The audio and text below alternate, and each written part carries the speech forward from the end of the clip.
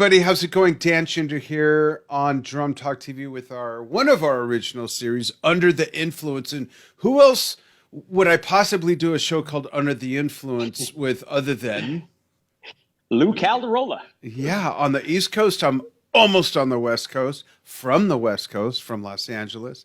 You're originally from New York or New Jersey? Yeah, New York. Okay, that's what I thought. Great. I don't want to start a border skirmish, folks. So yeah, I just couldn't remember for a moment there. We have a fun episode we're doing today that digs into the history of music a bit. And we have a few more themes lined up as well for the next few shows. But before we get into that, today is not only Robert Plant's birthday, it's not only my dog Sasha's second birthday, he's 2, maybe he'll come in here and visit, but it's also me and Lou's 1-year anniversary of doing this show, even though it's episode 11 and not 12, because we skipped a month somewhere along the line due to scheduling or just needed a break from each other. I mean, once a month gets a little rough. But I'm excited to, well, first of all, happy anniversary. This is really cool. I can't believe it's been a year. Yeah. Yeah. Yeah, thanks, man. It's been so great. I'm enjoying the heck out of this. And yeah, we're already a year in. This is great. Yeah, and basically, folks, you know, it's in the text of the post, but the premise of the show is under the influence as drummers, musicians of quite a few different styles. We love theming the show and then sharing influences of that genre that is the topic, or that drummer, or that band, or that album, or that technique, or, you know, whichever direction we decide to stretch it. And then we share 3 clips each. So on this episode, we're going to show you clips that are some of our favorite rock or prog songs that have used beats from disco. And the interesting thing about that is that disco arose way back in the 70s, starting in New York and Philadelphia. And then it spread not only to the West Coast and throughout different parts of the United States, but Italy, Poland, all over eventually, of course. And it actually started as a counterculture movement to the emerging and ever-growing rock scene, which, going back to the 60s, that would have been like the Yardbirds, Cream, Jimi Hendrix. It started way back then. But the interesting thing is that there are, I guess, just like rock and country and punk and metal, it started its own fashion. Right? I mean, if you think of disco, what clothing do you think of, Lou, or accessories? Right. You go right to for any of us in the genre, you know, in the generation, you go right to the styles of Saturday Night Fever. Yeah, there you go. You know, sequins and rhinestones and platform shoes, which came from rock, thank you, and bell bottoms, which came from rock, thank you. Different things like that. But then they even named facilities that people would go to dance to that music after the music itself. The discotheque. There's no metal tech, and that's TIQUE. There's no metal tech, blues tech, rock tech, prog tech, country tech, but there's discotheque. So it's quite interesting how that emerged. And you probably remember this. I'm a little older than you, but back in my day, when I was growing up, I remember the huge rebellion against disco from all the people that were into blues and rock. Disco sucks, and just right, that whole thing. And now to look back on that is kind of silly. You know, there's music growing up when I was tearing up the Sunset Strip in Hollywood and touring the U.S. as a musician, where there's music I would not be caught listening to. I'm ashamed to say, and now I love that music and some of that music. And this isn't disco, but it just goes to how sometimes you just change over time, or you mature or something. The B-52s, Tears for Fears, you know, bands like that. I just was not. Talking Heads. Now I recognize the genius in all those bands' music. So there's genius in disco, there's genius in everything, and we're going to show how disco found its way back into the music it rebelled against. What? What's up with that? And drummers, yeah, surprisingly, a couple of the drummers that we'll give shout outs to that we emulate playing a disco beat in their music is Neil Peart and John Bonham. What? So let's start with, I know it sounds ludicrous, but hang in there, folks. Let's start with one of your tracks Lou, which would you like to be the first one, and then go ahead and set it up before we fly it in? All right. I guess because we'll start off talking about what you were saying about, especially at that time when the music was coming out and the ages we were and the music we were into. There was that whole disco sucks rebellion and all. I would say that for me, it was like same. I was a rock kid. I love rock music and prog. But you have those guilty pleasure bands. And it's kind of like that. I'm here in the house by myself. I'm going to put these guys on. Exactly. I might not tell my friends, but so this first one that I'll do was definitely one of my big guilty pleasure bands. Although quickly, I was so into the drummer that I started telling my friends. I was like, I didn't care what they did if they thought, it's not a rock band, but Clem Burke with Blondie, Yeah. and. So this first one that I'm going to pick from is, of course, one of the big classics for that era, that rock disco blend, Heart of Glass, which if you watch the video, folks, it's actually shot in a discotheque with the glitter ball right above them. And this really great drum part here, and love the way Clem put this together. Interesting thing that I didn't know until getting into the band and really looking it up was, from what I understand, this was one of the first song beats that Clem, because sequencers were now becoming a thing at this time too.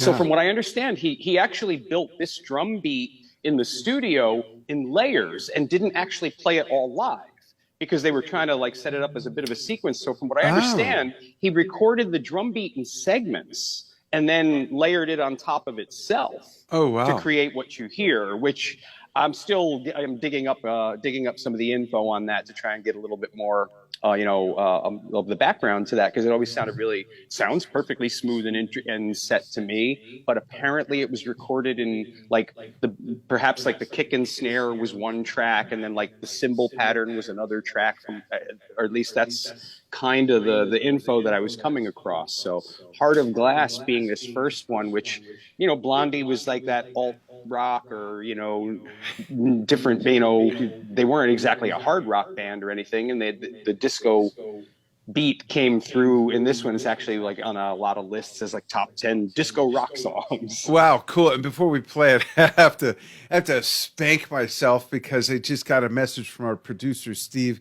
He said, "Oh my God, you misspelled disco in the player." I think part of that rebellion was still in my head, and something just got discombobulated. So, hey, there you go. A human factor kicked in. I did the graphic. There you go, folks. Hilarious. Thanks, Stephen. Here we are with Heart of Glass. Lou Caldarola. Check this out, folks. Now listen for the disco beat. Let us know if you have any recognition of rock songs, prog songs with disco beats, and chime in the comments and tell us where you're watching from. Check it out, folks. Heart of Glass.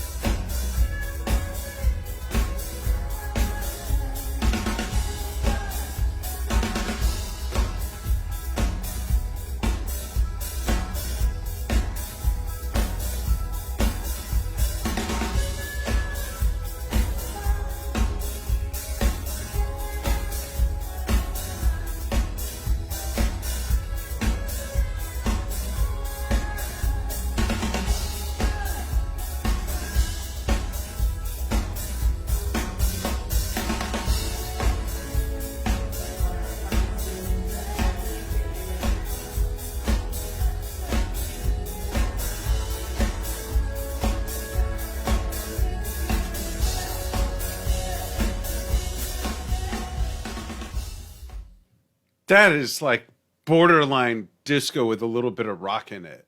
Yeah.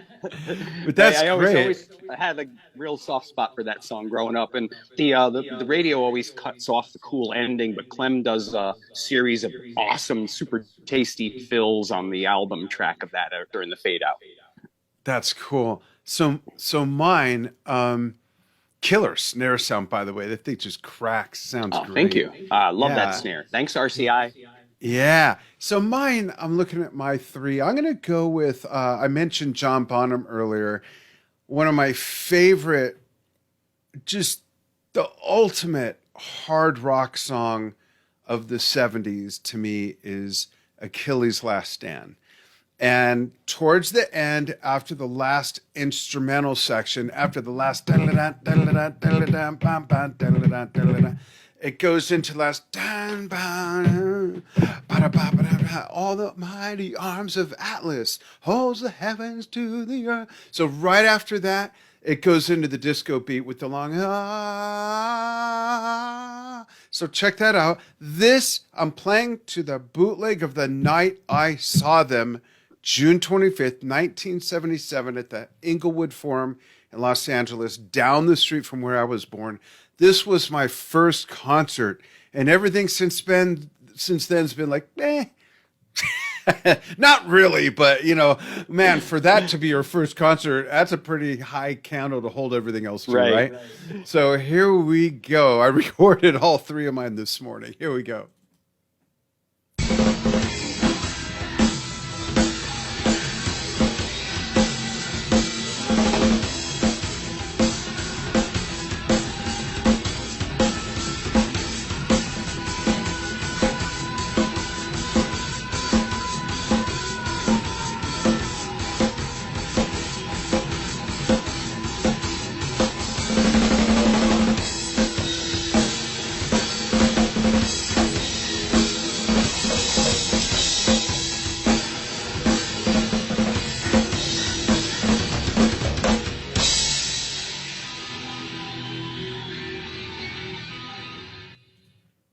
One of my favorite workout songs. I just love that. But I remember being So great.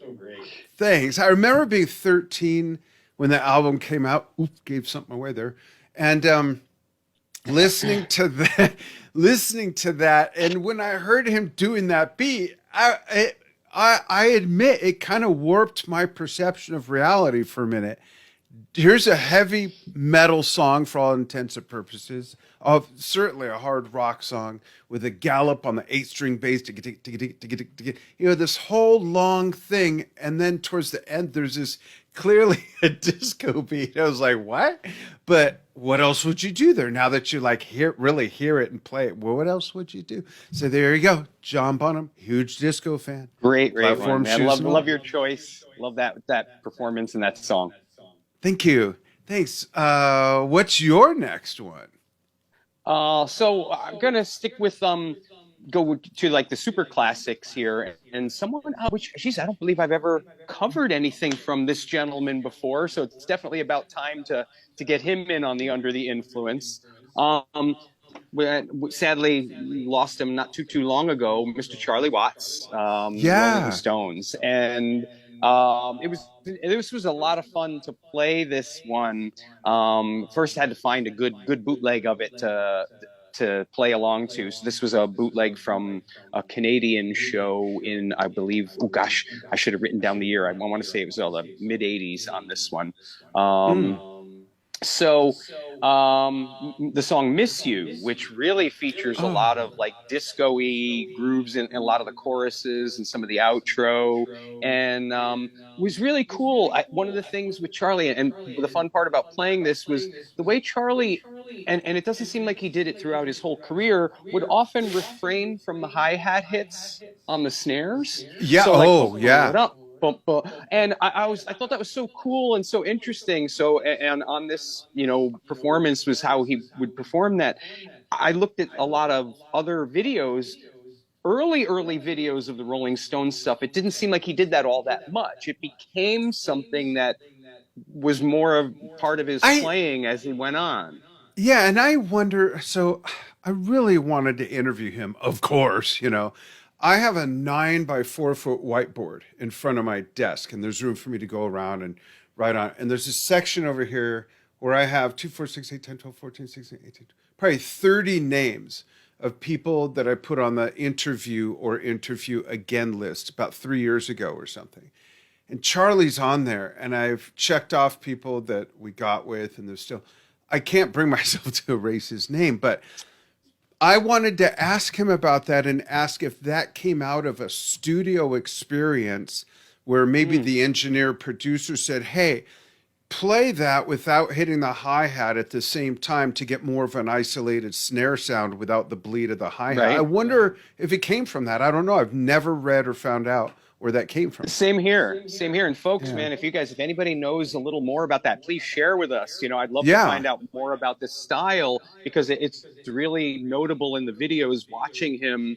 And the later you go in their career, it seems like the more regular it was a part of his playing. And I've never seen anyone else really do interesting. that. Yeah. So I definitely took that approach for this one with Miss You, and did a big chunk of the song for here with the Rolling Stones going disco. Here we go.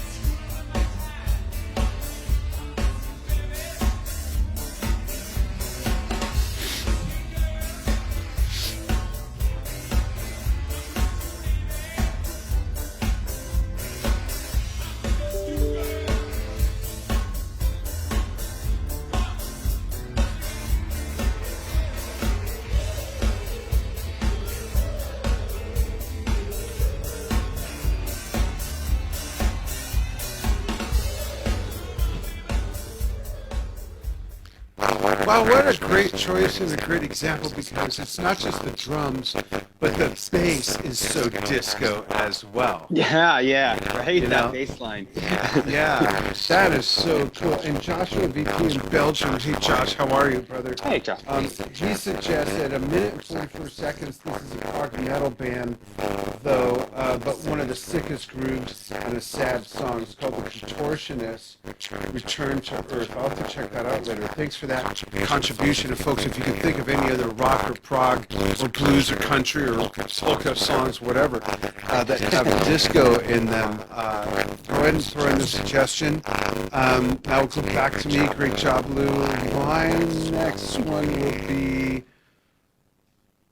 Neil Peart playing a disco beat. And this is, I love this song. It's hard, you know, like many of our favorite bands, no matter who your favorite band is, it's hard to pick a favorite song because you're a favorite band, so obviously you like a lot of this stuff. But this is one of my favorite Rush songs.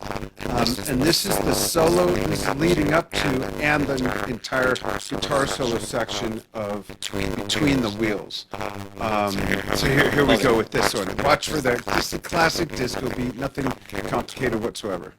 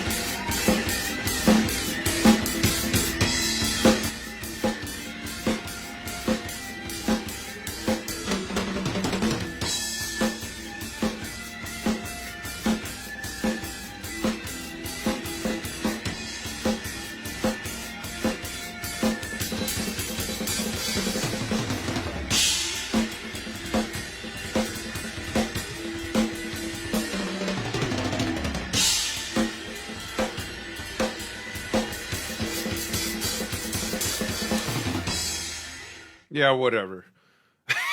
That's my 8 in the morning jam. It's so fun to play. That was good. Love it. And it's weird. Yeah, I love it. Great job. Thanks. And it's weird. Like, I don't know about you, but it's weird to me to just jump in and play a section of a song. Like, I didn't play the whole song and edit that out. I just like queued it up, went, okay, I'll start right about there, and just, and it's kind of weird doing that, but it was fun. It made me want to make sure I play later on. But thanks, Steve. That's such a great song. Yeah, I love his whole energy through that. It's so funny. We're talking about Rush and Led Zeppelin and bands like that. It's like, but it's just that simple old disco beat even gets into our favorite band songs. Yeah, and even with some more complicated stuff on either side of it with all these songs, and that one in particular, you've got the foundations of, and then you've got the din digga dan digga dan digga dan digga dan dan digga dan, but then you got on the upbeat. It's like three foundational things that are completely different, and it totally works for the structure of the song. And that's something of course they were masters of. I can't wait to hear your next one. I happen to know what it is, and I have some comments about this personally from a musical observation, but tell everyone what this one is. Awesome. Sticking with our theme here, Dan and I are big. Some of our biggest influences have. Hey, wait! Some of the what is your drummers. Wait! What does your shirt say? That's a cool shirt. I found it at some flea market somewhere. I don't know. Yeah, I got one too, folks, and you can get yours at drumtalktv.com/shop. We have about 36 designs that I personally made. You're welcome. And They're quite comfortable. Yeah, they're very comfortable. And get a shirt, make a video, and you go to the front of the line if you're wearing a Drum Talk TV shirt. If you're not a drummer, you can send in a video just telling us what you like about Drum Talk TV. Did you see an interview? Do you like Dan and Lou's show?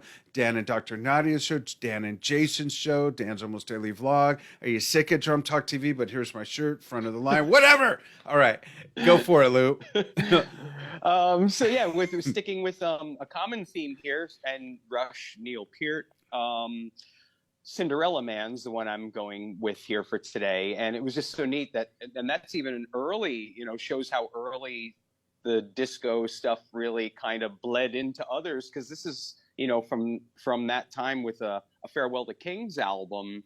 That's only a couple years really into the disco movement, so it showed up in rock and prog pretty quickly. It didn't take so long to infiltrate. So this one, such a heck of a fun song to play. I did, like you were saying before with the segments, on some of them for these episodes, I'll just do the segments that we're focused on. This one's just such a fun song to play that I actually had played the whole song and then just took the segment out. But finding our versions, the versions that we can get. So I just have to give before we set this one up, a little special shout out on this. Vin's catalog? To find, excuse me? From Vin's catalog? No, actually, this goes to my School of Rock former students. Oh, nice. So you're trying to find a Rush bootleg of this that was good to play to was a little tricky. So many of you guys know I worked at the School of Rock in Bedford, New York for a long time, and it's a wonderful program working with the kids. So shout out to some of my former students to being my backing band on this one from a performance they did a couple years ago. So we got Jessica Leone on vocals, who's still active, in the music scene as well. Sam Brotman on bass, Stephen Vario, who's tearing up the New York City music scene right now on guitars, and also Connor Buckley on the acoustics. So those guys are my Rush backing band for this section of Cinderella Man, leading us into the solo section where Neil starts us off with a part of the verse outro with the disco beat, and then does his Neil isms of the disco beat going into the solo. Yeah, the syncopation between Neil and Geddy are just, this is an unbelievable section, and it's not easy to play on either instrument, and you nailed it. And it also has probably the quirkiest solo by Alex Lifeson ever, right? It's just, even the way they mixed it, and it pans and bounces. And folks, if you're not familiar with Cinderella Man by Rush, you've got to check it out. But listen to what Lou is playing right here. Yeah, dig this. This is just so cool. Oh, it says file corrupt. No, I'm kidding. Here we go. Don't.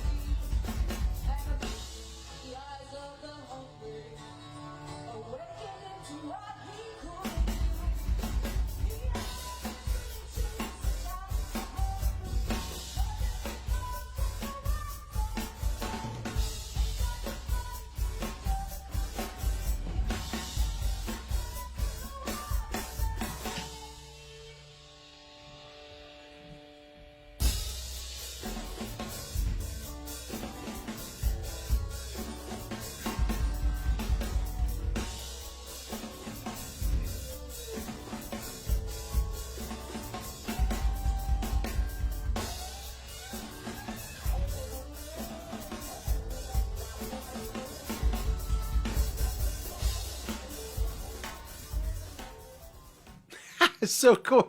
That young man nailed it on the guitar too. I mean, everybody Oh did a yeah, great those guys job, did but a that great weird job. solo we were talking. What's the age range of them? At the time that they performed that, that was probably they were. I would say they were probably all about 16, 17. Cool. Very cool. Great job. That does go Um, back a couple years though, so they've all basically completed or finishing college at this point and doing their next adventures. Very cool. My last one is I want to give a shout out to the drummer who was on the show not that long ago, although my perception of time is so bad these days. I want to say a month and a half ago, it was probably 3 months ago, Steve Nagus of Saga. And in our Drum Talk TV interview with Steve, we even talked about the melding of disco in rock and particularly prog as well. So this is their first biggest hit on the loose. This is a live performance, and I had so much fun with this. And I'm ashamed to say, because I do love the band so much, I remember when they came out, I was in the band Opus One, progressive rock band. I love the song. This is the first time I ever played it, which is weird. Usually, if I love something, what do? We play it, right? I've never played Right. this before. So I found a live performance, and this is Steve on the drums that I'm playing to, but you'll probably only hear me. Great song, great band. Here we go. Saga with On the Loose.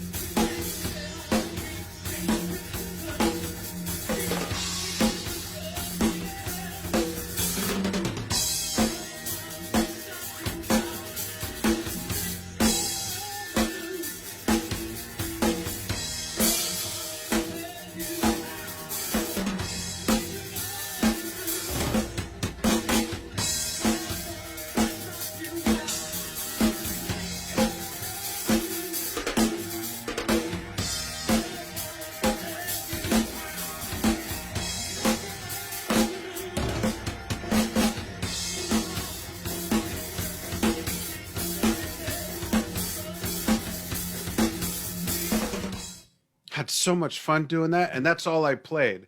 I played from the That's beginning to awesome. like right after that. Thank you, and Great I know. selection. Thank you, and folks, I know the little wrinkle on the green tom there. So, I have all new heads, and I changed the heads and did a show on the jazz kit that have Aquarian vintage classic one. Probably have the name wrong. Heads modern, yeah, modern vintage modern, and I got all new heads for the big blue kit, and I started to, and I thought, oh, I really don't have time. Not this morning, but like recently, and I I started tuning back up, and I think I forgot to retune that drum. So there's that little wrinkle. I know it looks stupid. I didn't have the stage lights on in there. The studio's a mess in the background. Like I just pooped out yesterday. I just couldn't do it. I didn't have my head in it. So this morning I got up, 8 in the morning. I'm in there like looking for the right versions to play to, and I wrote you and said I can't remember what the third song was going to be, but we made it work. But thank you, Steve Negus, for such great music and your contribution Yeah. to the prog meets disco meets prog merging of two worlds. And folks, thank you for joining us. We've got probably what the next 3 episodes figured out, don't we? As far as themes. Yeah, it seems it. We've got a couple topics that we've Yeah. been kicking around we wanted to get to. So yeah. Yeah, absolutely. So thanks for following what we do, folks. We do this show once a month. It's usually the third or fourth Sunday of the month, and we'll always promote it ahead of time.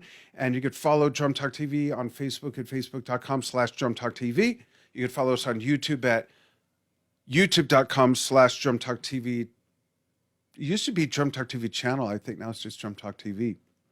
Either way, you'll find us on Instagram at Drum Talk TV, and on Twitter at Drum Talk TV, and on Vimeo.com/Drum Talk TV. And the new membership site is coming very soon. Go to drumtalktvbrilliance.com and get the scoop. Huge stuff on the way. Live stream private concerts in a virtual world. We've got live stream Q&As just for our members with big artists, not just drummers, and lots of fun music themed games and puzzles and mazes and things like that. It's not just for drummers, it's for music fans. And we've been working our basically asses off for the last 9 months to finish the tech on this. So we're starting the first early adopters version of it really soon. So Lou, thank you for a year of doing this show together. I'm looking forward to much, much, much more. Yeah.